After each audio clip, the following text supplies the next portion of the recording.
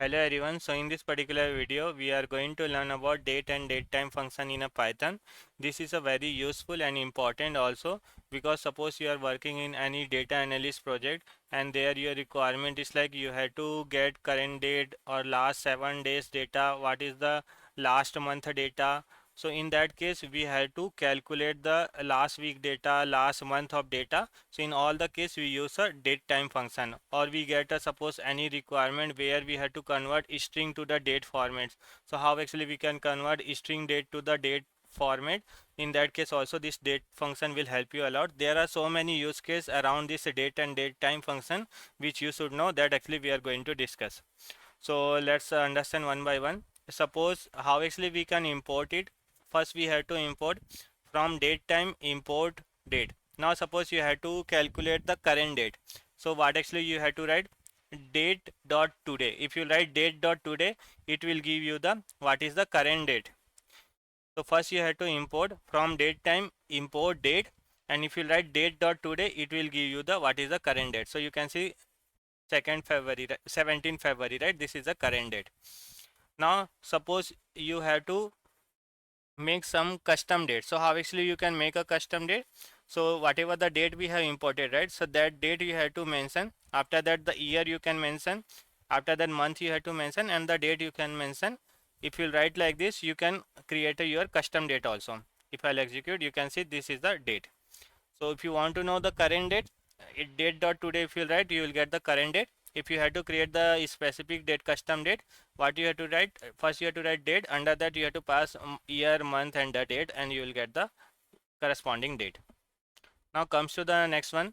That was for the date. Now suppose you have to create a date time where you want to include date as well as the hourly, like what is the hour time, what is the minute time, what is the second time, right? So in that case what we have to write, we have to import the date time. So from date time we have to import a date time, and if I write now equal to date time dot now, if I write date time whatever we have imported, right? If I write date time dot now if I'll execute, this will give you what is the current date as well as the timing. You can see 15th hour, 19 minutes, 3 second. It will give you all the details.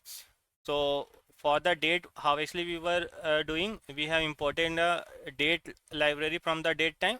But for the date time, what we have imported, we have imported a date time. And if I write date time dot now, it will give you in the current date as well as the hourly, weekly, and everything. Now suppose you have to create a specific date time. So what you will write?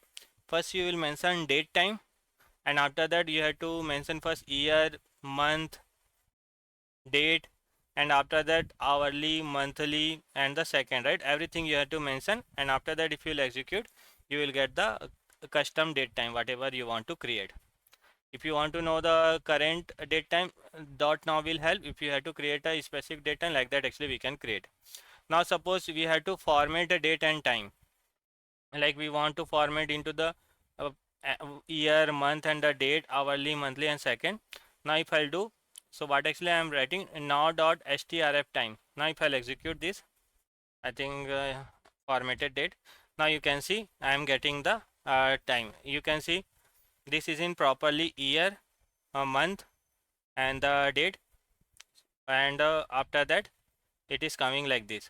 Now if I'll make this dash to the slash, right? That slash also I can make. If I'll make this slash, now if I'll execute, you can see it got converted into the slash. So like that the custom date also you can convert, means you can format it. Suppose this instead of slash you want to make a dash, right? You can make it like this.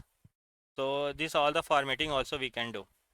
Now the main important thing is like how to convert string to the date time, and this kind of the scenario generally occurs whenever we work in a real time, right? So suppose you have a one table, in that table you have a date column, and you have to convert it into the you have a date column but string data is coming, you have to convert string into the date. How actually you can do? So in this case I have taken one scenario. This is the one date time we have.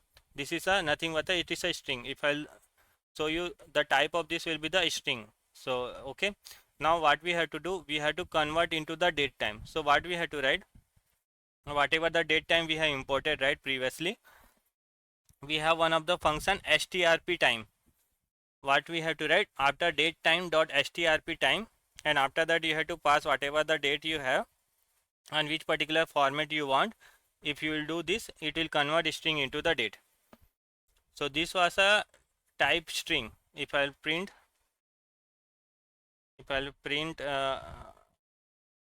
of this date string, if I'll print a type of type of a date string, this will be a string. Now let me again print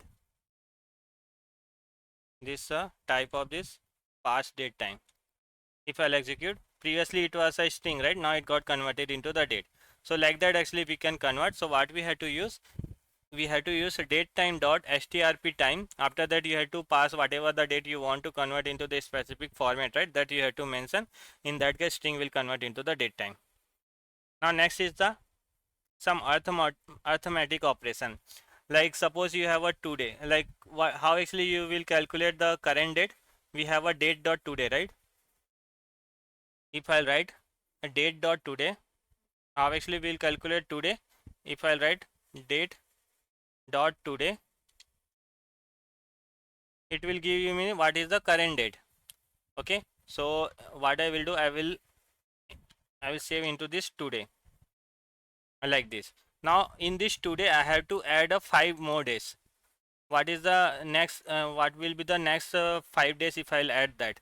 So what actually we can do, we can use a time delta method. So we have to import from date time, import date time delta. What we have to import from date time, we have to import time delta. From date time we have to import time delta. Now if I want to add a 5 days, so what I write, today dot time delta 5. If I'll execute, you can see what will be the next 5. So today is 70, right? If we'll plus 5 days, so it will be a 22. Now similarly, I want to minus 5 days, minus last week or 7, you can see, right? So you can see 7 days it will minus from this. So today is 17th, right? Now if you will do minus 7 days, it will give you the that particular day. Similarly, if you want to know what is the last 31 data, what was the date of the last 31st, so if I'll execute do from the today, if I'll minus a 31 day, so I'll get this result. So if you had to do any kind of the arithmetic, means you had to add the days or you had to subtract the days or hours, you can use this time delta method. Now you can see here what I am doing from a today, right? I am actually adding a 5 more days, so it became a 22 February.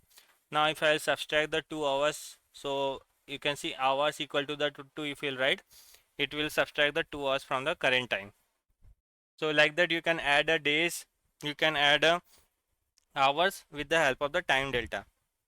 So do practice, this all are very much important and this will help you a lot.